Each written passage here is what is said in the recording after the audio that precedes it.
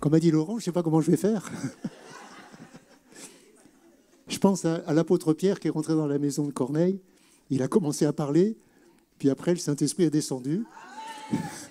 Et nous, quand on est venu ce matin, on avait partagé avec Laurent et on avait pensé faire un temps justement de prière pour l'onction d'huile. Et je crois que c'était vraiment bien inspiré de le faire maintenant et d'avoir vraiment ce temps d'onction, ce temps de présence de Dieu qui est toujours là, qui est toujours dans nos vies, dans nos cœurs. Beaucoup de choses de ce que j'ai partagé ont déjà même été dites, mais c'est bon d'enfoncer peut-être les clous, vous savez, de bien pénétrer, laisser la parole de Dieu pénétrer. Je dirais même que ce message, je n'ai passé jamais autant de temps à préparer un message que celui de ce matin. Mais bon, on va le faire assez court. Si on vit des moments comme ça, comme ce que nous venons de vivre, c'est aussi parce qu'il y a eu une préparation. Au travers de tous ces messages que Laurent nous a partagés sur la croix, au travers des 2 messages qui ont déjà été apportés sur le Saint-Esprit, que ce soit par Laurent, que ce soit par Hans dimanche dernier, on veut remercier tous nos frères parce que ces messages préparent nos cœurs. Les disciples n'ont pas été baptisés du Saint-Esprit comme ça. Il y a eu 10 jours de préparation et bien des semaines avant encore, mais 10 jours particuliers dans la prière. Et je vous lis simplement ce texte que vous connaissez bien de la Pentecôte, puisqu'aujourd'hui, nous sommes le lundi de... Amen! Ça nous arrive de prêcher, nous les prédicateurs, hein, Laurent, des fois le lundi de Pentecôte. Mais là, le culte n'a pas pu avoir lieu hier pour nous, mais c'est aujourd'hui. Et ce texte de Pentecôte, vous le connaissez par cœur, presque les yeux fermés. Non? Acte 2, on va le relire quand même. Acte 2, verset 1er. Lorsque le jour de la Pentecôte arriva, ils étaient tous ensemble dans le même lieu. Tout à coup, il vint du ciel un bruit comme celui d'un souffle violent qui remplit toute la maison où ils étaient assis. Des langues semblables à des langues de feu qui se séparaient les unes des autres leur apparurent. Elles se posèrent sur chacun d'eux. Chacun d'eux. Ils furent tous remplis du Saint-Esprit et se mirent à parler en d'autres langues selon que l'Esprit leur donnait de s'exprimer. J'arrête là la lecture. Vous savez toute la suite, tout ce qui va se passer. Et j'ai donné pour titre à ce message Pentecôte, des disciples équipés pour la moisson. La première chose, c'est que j'aimerais voir avec vous, c'est quoi Pentecôte? Nous, pour nous, bien sûr, c'est ce jour particulier où l'Esprit de Dieu descend. Mais c'était quoi Pentecôte? C'est quoi Pentecôte pour les Juifs, cette fête appelée Shavuot, qui est en fait, après Pâques, la fête de la moisson. C'est comme ça qu'on l'appelle aussi. On l'appelle aussi la fête de clôture du cycle pascal. Parce que juste après Pâques, il y avait une première fête beaucoup plus simple qui était la fête des gerbes. Et là, ils apportaient le lendemain de Pâques des gerbes à l'Éternel, les tout premiers prémices. Et ils devaient compter à partir de ce moment-là, les jours et les semaines, et laisser s'écouler 7 semaines, 7 sabbats. Et le lendemain du 7e sabbat, le 50e jour, ils devaient aller dans les villages alentours, se rassembler, ils allaient au temple à Jérusalem, et ils venaient là présenter à Dieu les prémices de leur moisson. Voilà ce qu'était Pentecôte, la fête de la moisson. Et vous savez que dans la parole de Dieu, rien ne se fait par hasard. Parce que le jour de la Pentecôte, alors que ces Juifs sont en train d'apporter les prémices de leur moisson, ce jour de la Pentecôte, il y a 2000 ans, commence la plus grande des moissons. Et les premiers prémices sont là.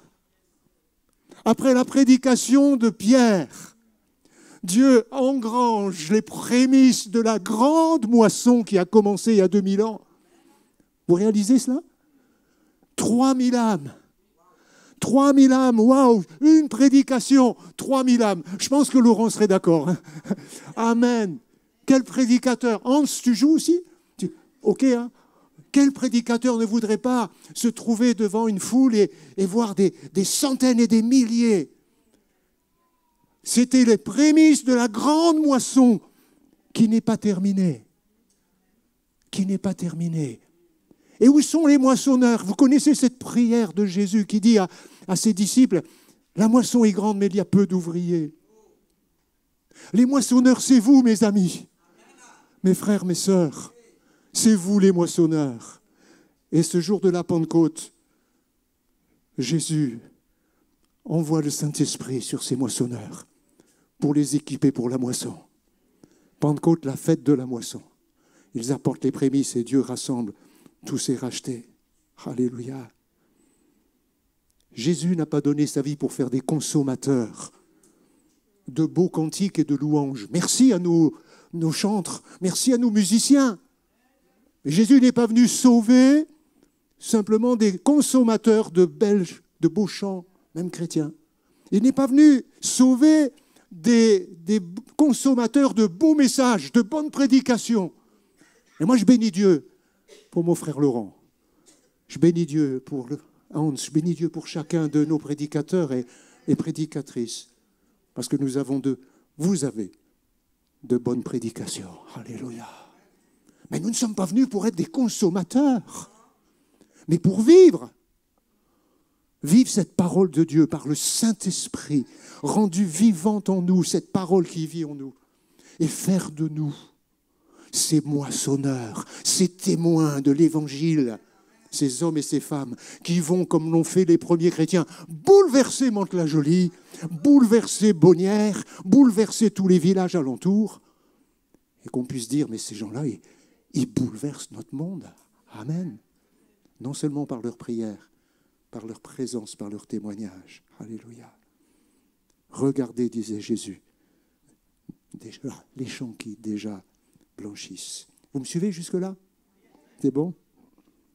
Mais voilà qu'à une époque qu'on ne peut pas décrire, on ne sait pas trop à quel moment, cette fête agricole de Pentecôte, la fête de la moisson, a été mise en relation par la tradition juive avec l'événement le plus important de toute l'histoire du peuple d'Israël, qui est le don de la Torah, le don de la loi. Ça a été fait par la tradition juive. Et cette fête de Pentecôte se retrouve liée à ce jour où sur le mont Sinaï, Moïse monte, appelé par l'Éternel, pour recevoir ses tables. Alors, je vous lis courtement, Hébreux 12, pour que vous voyez le contraste entre Pentecôte et le mont Sinaï. Le mont Sinaï, Hébreux 12, verset 18, nous dit « Vous ne vous êtes pas approchés en effet d'une montagne qu'on pouvait toucher et qui était embrasée par le feu, ni de l'obscurité, ni des ténèbres, ni de la tempête, ni du retentissement de la trompette, ni d'une clameur de paroles, tels que ceux qui l'entendirent demandèrent qu'on ne leur adresse pas un mot de plus. C'était tellement terrifiant. Même si une bête, car ils ne supportaient pas cette injonction, même si une bête touche la montagne, elle sera lapidée. Et le spectacle était si terrifiant. Le feu, les tonnerres, ce bruit, cette tempête, ce vent, tout ça était si terrifiant que Moïse dit « Je suis épouvanté et tout tremblant ». Et Moïse va monter et le peuple s'éloigne de cette montagne en feu, tremblante. C'est si terrifiant. Il s'éloigne. Moïse entre dans la nuée, 40 jours, et il redescendra avec les tables de la loi. Et il dit dans la suite de ce texte, mais au contraire, vous êtes approchés de la montagne de Sion, de la cité du Dieu vivant, la Jérusalem céleste, je raccourcis, de Jésus, le médiateur d'une nouvelle alliance, alléluia, et du sang de l'aspersion qui parle plus que celui d'Abel. Je voudrais mettre devant vous ce contraste entre le mont Sinaï, le don de la loi, et là, Pentecôte, avec le don du Saint-Esprit. Alléluia, qui descend. Quel contraste! La loi est promulguée sur ce mont Sion. 600 000 hommes plus toutes les femmes, les enfants sont là, terrifiés, terrorisés, tremblants. Et là, 120 sont prosternés dans la chambre haute, après 10 jours de prière, confiants dans la promesse de Jésus qui leur disait, Jean a baptisé d'eau, mais vous, dans peu de jours, vous serez baptisés du Saint-Esprit. Vous serez immergés dans le Saint-Esprit. Car le mot baptisé, ce n'est pas plouf et je ressors. Vous le savez, hein, c'est le mot je reste, baptizo. Si l'ancienne alliance fut gravée sur des pierres, la nouvelle alliance va être gravée dans nos cœurs. 2 Corinthiens 3:3. Vous êtes manifestement une lettre de Christ, dit Paul. Écrivons aux Corinthiens. Écrite par notre ministère, non avec de l'encre, mais avec l'Esprit du Dieu vivant. Non sur des tables de pierre, mais sur des tables de chair, sur les cœurs.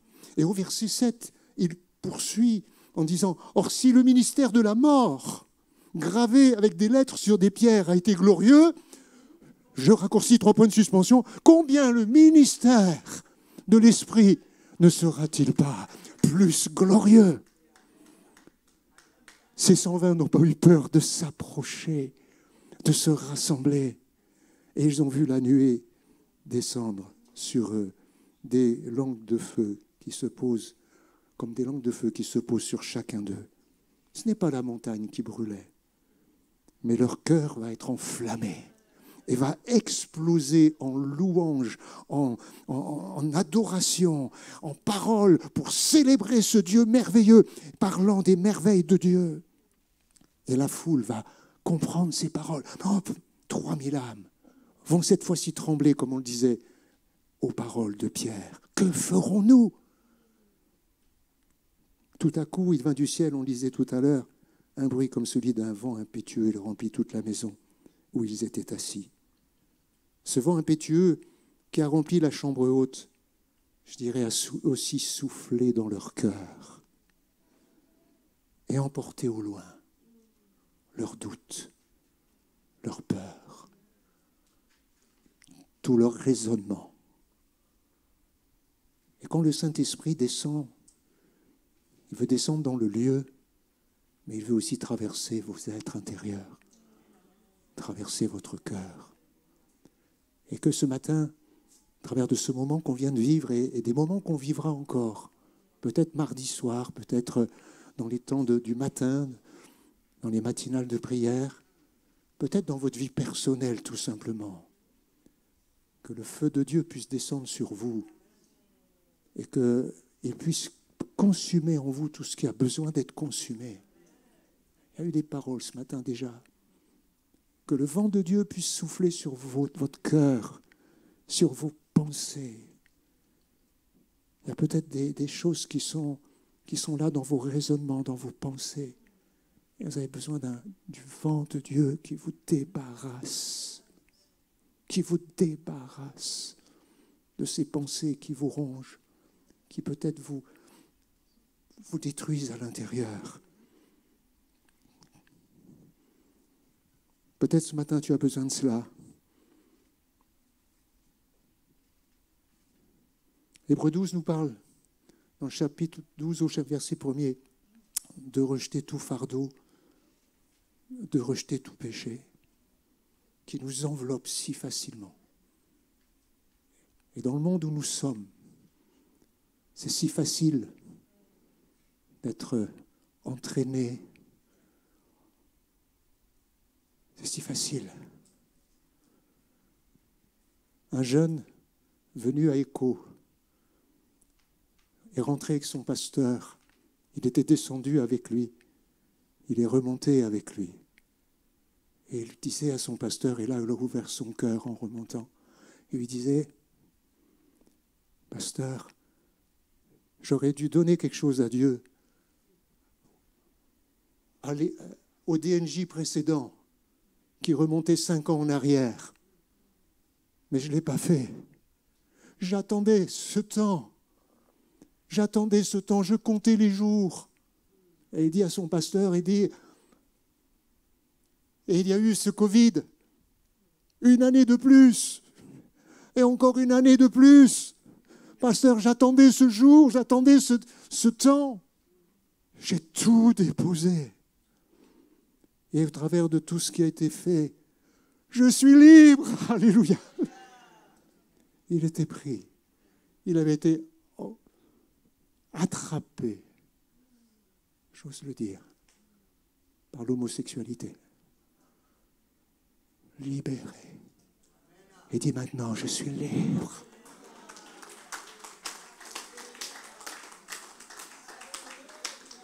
Qui aurait imaginé? Et le frère me disait, on pleurait dans la voiture.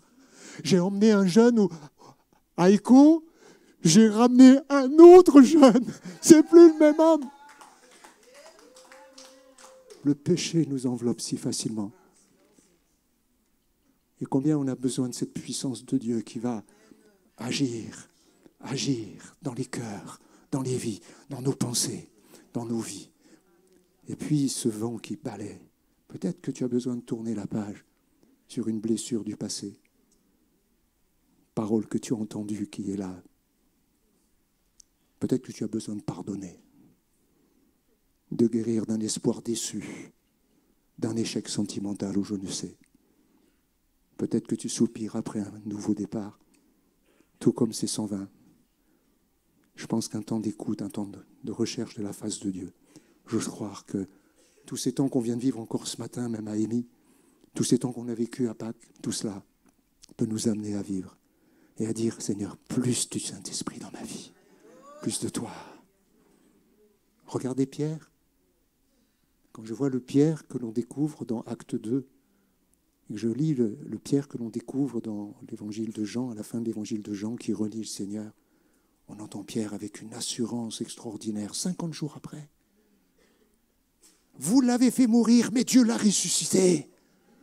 Et avec une autorité, une onction, il va pouvoir dire que toute la maison d'Israël sache donc avec certitude que ce que Dieu a fait de Seigneur et Christ, ce Jésus que vous avez crucifié.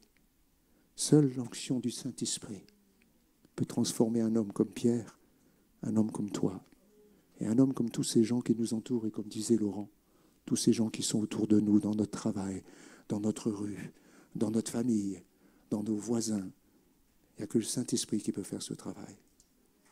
Plus de toi dans ma vie, Seigneur, plus de ton Saint-Esprit. Et je dirais, pour conclure ce point, à Pentecôte, c'est la fête de la moisson, et c'est Jésus qui équipe les moissonneurs. Les moissonneurs que vous êtes. Une deuxième pensée, essayez d'aller plus vite.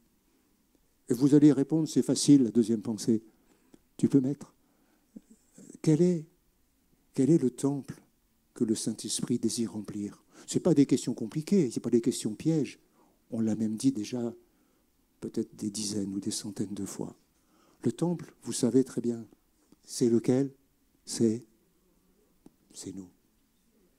C'est toi. C'est moi. C'est chacun de nous.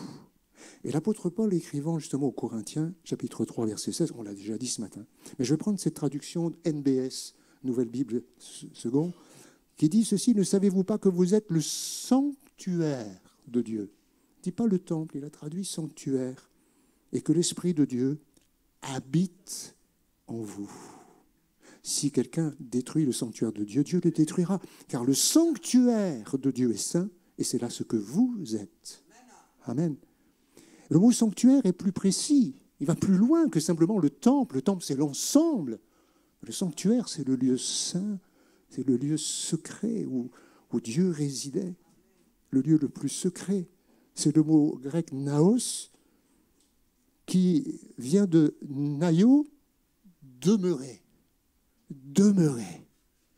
Et comme le dit Paul dans ce texte, nous sommes, nous qui avons accepté Jésus, le sanctuaire qui porte cette notion aussi de sainteté. Nous sommes le sanctuaire de Dieu où Dieu veut habiter. Demeurer. D'accord? C'est pas simple, c'est pas compliqué. Hein? Et vous savez qu'il y a deux autres temples qu'on voit dans l'Ancien Testament. Le tabernacle que Moïse va construire sur l'ordre de Dieu, sur le modèle que Dieu a fait. Et vous savez ce qu'il est dit lorsqu'il a achevé de construire le tabernacle? Il est dit ceci dans l'Exode 40, je vais rapidement. Moïse ne pouvait pas entrer dans la tente de la rencontre parce que la nuée demeurait sur elle et que la gloire de l'Éternel remplissait le tabernacle. Vous réalisez cela? Moïse n'a pas pu entrer dans cette présence de Dieu. Même si après, régulièrement, il avait ses rencontres et il parlait avec Dieu comme un ami.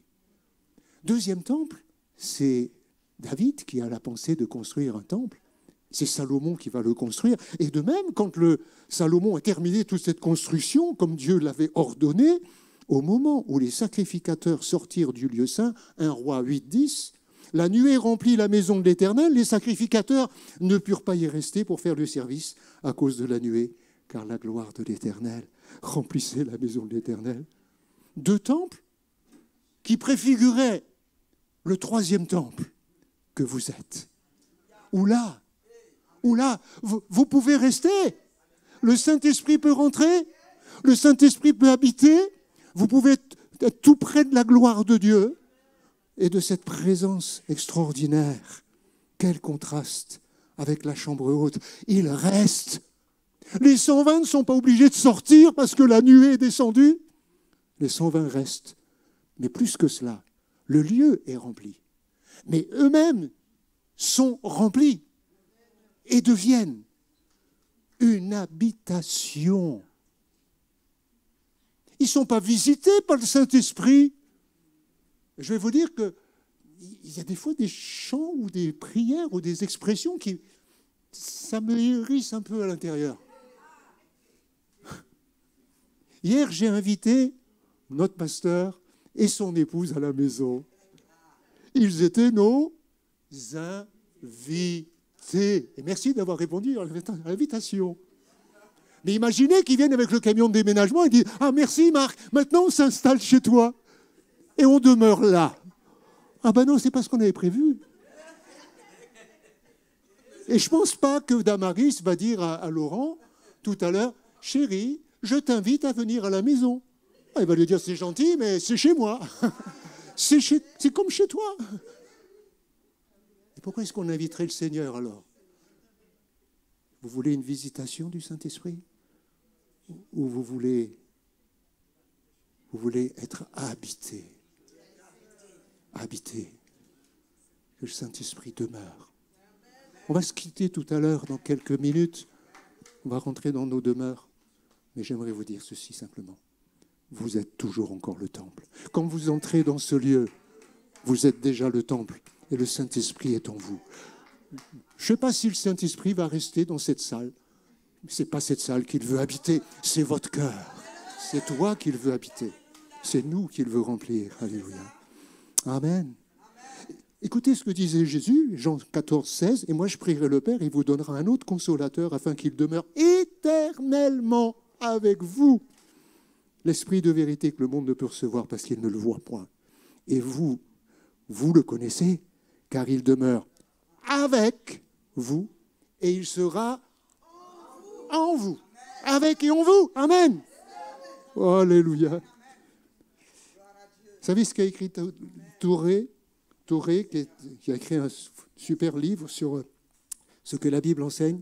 Je vous le lis rapidement sur ce thème. Les chrétiens de Corinthe étaient bien imparfaits.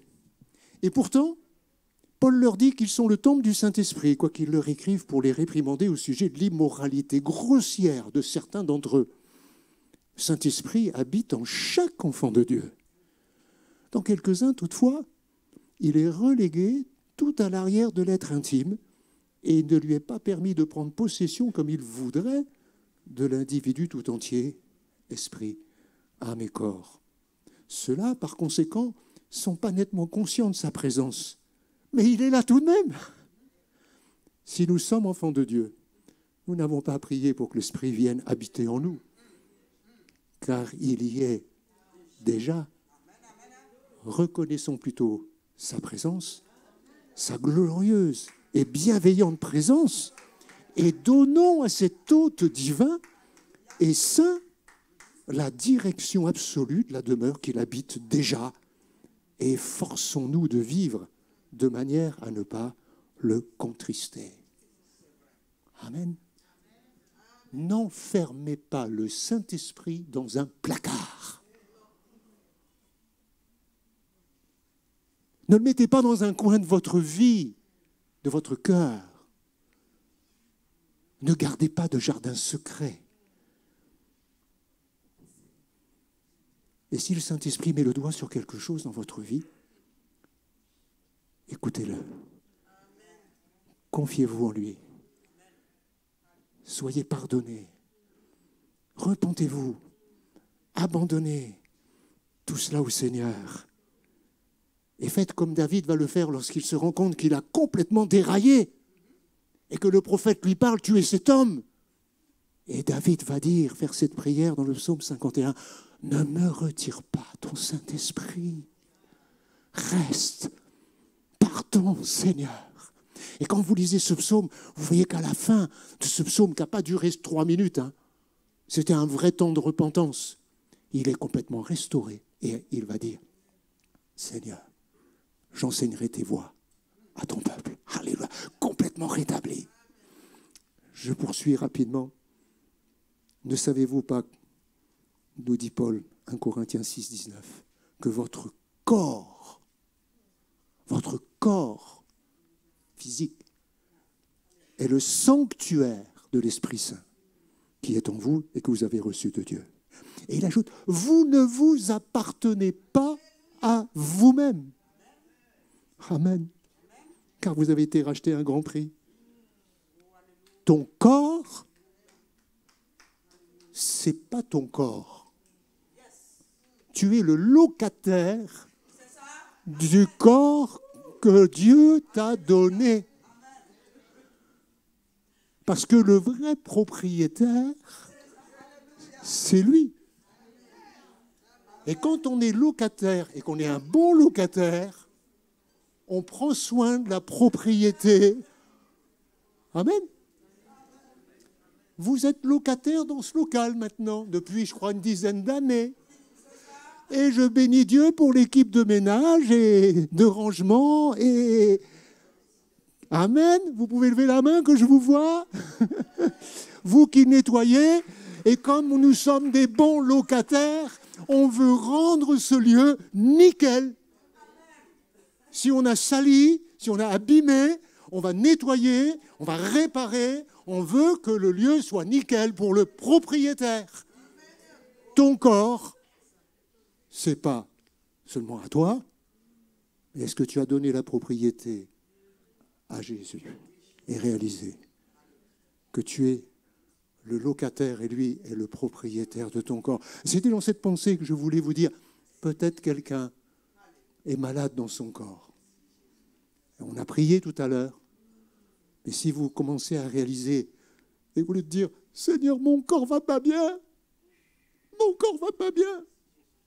Et si tu disais, Seigneur, merci pour ce corps que tu m'as donné. C'est toi le propriétaire de la carcasse que tu m'as donnée. Puisses-tu, Seigneur, faire ce que tu veux dans mon corps. Frères et sœurs, je vais vous faire un aveu ce matin. Je suis jusque-là en bonne santé.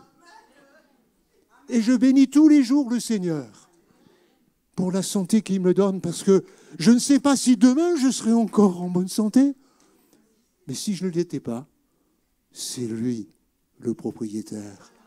Et je me dirais, ben Seigneur, tu l'as voulu comme ça, mais tu peux tout. Tu peux tout. Chaque cellule. Vous savez, je perds des cellules tous les jours. Je perds des cheveux, pas vous. Je perds des cellules. Nos cellules se régénèrent. Tout notre être se régénère. Tout notre corps. Les cellules de votre estomac vivent à peu près 1 semaine. Et elles se restaurent, elles se régénèrent constamment. Votre sang se régénère, tout votre être se régénère.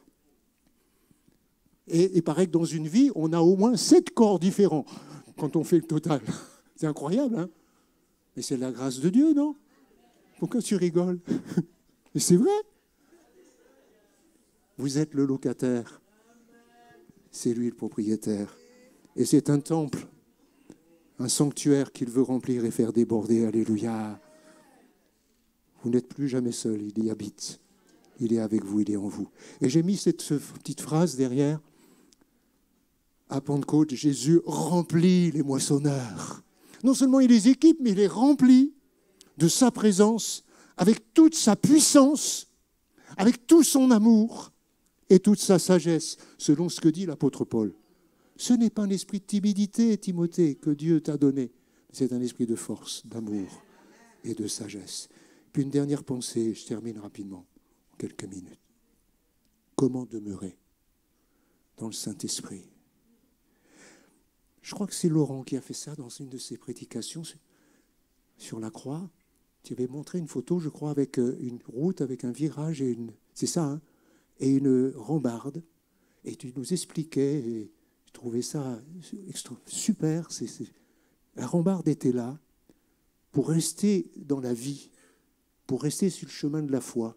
Et la loi était comme une barrière pour maintenir, comme la barrière est sur la route, pour nous maintenir sur la route. Si parfois la voiture, on prend le virage un petit peu trop vite, la loi était donnée. Et peut-être vous vous dites, mais est-ce qu'il n'y aurait pas une sorte de barricade, quelque chose pour qu'on reste dans la présence du Saint-Esprit? Est-ce qu'il y a une loi, une sorte de rail de protection? Et la loi de Moïse était cela. C'était non pas la loi qui donnait la vie, c'était la foi qui donnait la vie. Abraham n'avait pas la loi. Et Abraham a marché avec Dieu, sans loi. Et la loi était donnée après la foi. Ils sont partis par la foi, et la loi était donnée pour rester dans la foi et rester dans la vie. Et ils ont trouvé 613 commandements, les rabbins. 248 positifs, 365, il ne faut pas. Vous imaginez chaque matin? Vous avez intérêt à les lire tous les jours. Hein. Et c'était difficile.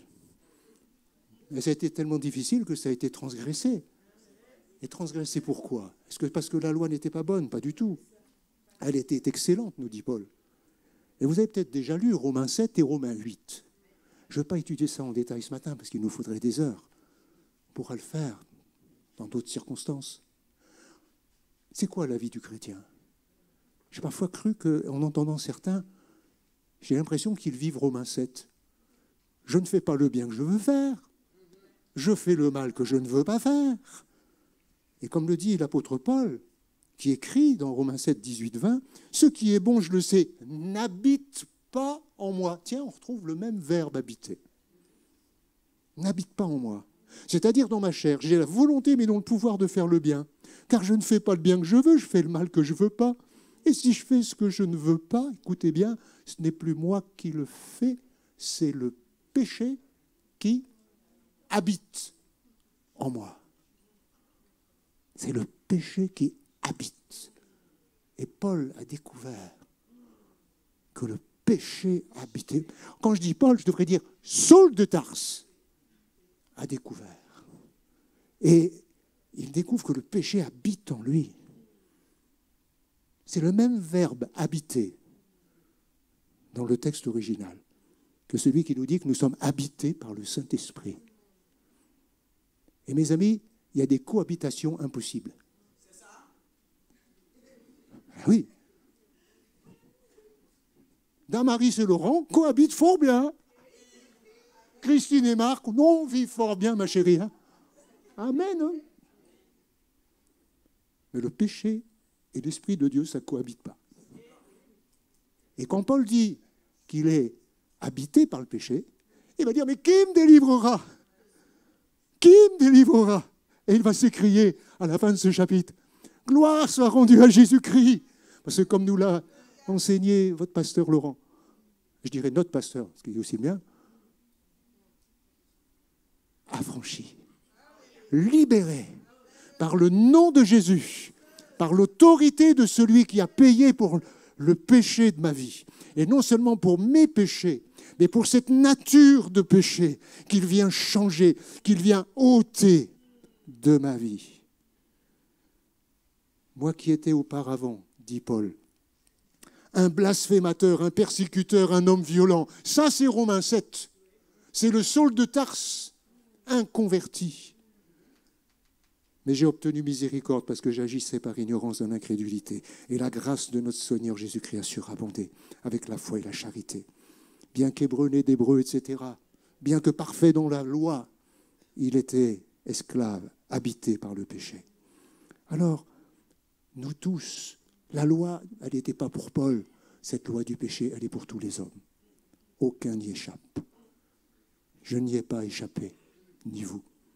Mais Jésus est mort pour cela, a donné sa vie pour nous affranchir et nous libérer. Je vous renvoie à ce qu'on a étudié sur l'œuvre de la croix. Et déjà dans l'Ancien Testament, Jérémie annonçait ceci. Jérémie 31, 33. Mais voici l'alliance que je ferai avec la maison d'Israël. Après ces jours-là, dit l'Éternel, je mettrai ma loi au-dedans d'eux et je l'écrirai dans leur cœur. Je mettrai ma loi. Il va écrire. Non plus avec un burin sur des pierres, mais il va écrire, comme le dira le texte qu'on lisait tout à l'heure, avec le Saint-Esprit dans nos cœurs. Et je serai leur Dieu et ils seront mon peuple. Quelle est cette loi? Je vous donne juste et vous laisserez méditer sur cela. Et je vous invite à relire et à réfléchir sur ce texte de Romains 7 qui décrit Saul de Tarse. Religieux, excessif. Il ne fallait même pas le rencontrer en tant que disciple de Jésus. Et puis cet homme nouveau qu'il est devenu. Et écoutez bien ce qu'il écrit dans Romains 8, verset 1er. Il n'y a donc maintenant aucune condamnation pour ceux qui sont en Jésus-Christ. En effet, la loi de l'esprit de vie. La loi de l'esprit de vie en Jésus-Christ m'a affranchi de la loi du péché et de la mort. Et Dieu va inscrire cette loi de l'esprit. Pour terminer, pour faire court, je vais vous donner une image. Vous avez le permis de conduire? Vous ne l'avez pas acheté, vous l'avez eu réellement. Et vous avez fait des cours avec un moniteur de conduite. Le moniteur était là à côté de vous. Vous aviez appris le code de la route, la loi sur le code de la route. Au stop, tu marques un arrêt et tu repars. Au feu rouge, ils connaissent le code, hein? Et le moniteur était là, à côté de vous, et vous a instruit pour vous apprendre à conduire votre véhicule et à respecter le code de la route. Je ne ferai pas un sondage ce matin pour savoir qui respecte toujours.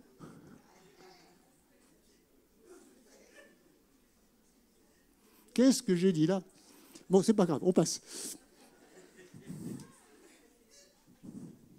Et puis un jour, vous avez passé le permis, un instructeur, un inspecteur a vérifié que vous respectiez pas mal le code de la route. Et ce jour-là, vous avez fait l'arrêt au stop, vous avez fait l'arrêt au feu rouge, vous avez laissé la priorité à droite, vous avez laissé passer les piétons. Voilà, vous avez le permis. Et le moniteur est descendu de la voiture, il n'y a plus besoin de moniteur, et c'est vous qui avez maintenant le volant. Et le code de la route. Le livret que vous ne lisez plus, ou sur Internet, comme vous voulez. Et quelque part, ça c'est un petit peu Israël avec la loi, et chacun conduit sa vie. Qu'est-ce que ce serait bien des fois si l'instructeur remontait dans la voiture?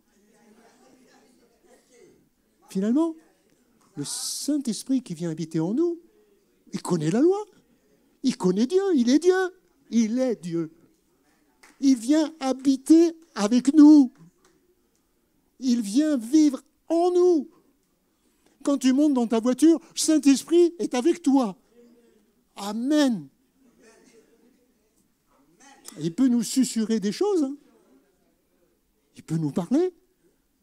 C'est bien d'avoir le permis de conduire tout seul sa vie. Et vous êtes au volant et le Saint-Esprit est avec toi. Maintenant, je vais vous dire, il y a encore quelque chose de mieux. C'est que vous mettez à la place passager et vous dites au Saint-Esprit, conduis ma vie, prends le volant. Dirige tout, Seigneur. Dirige tout. Je vous laisserai réfléchir. C'est tout bête.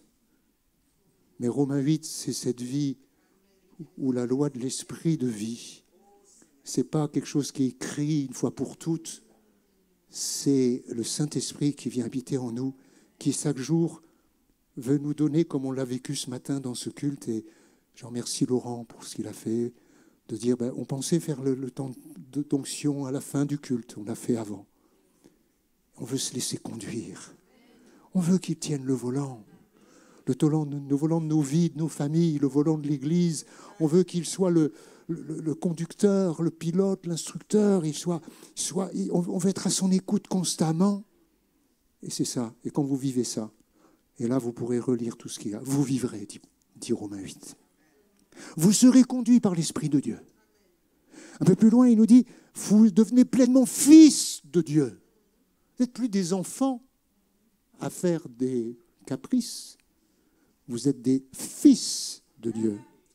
Vous avez reçu l'esprit d'adoption pour appeler votre Père Abba Père.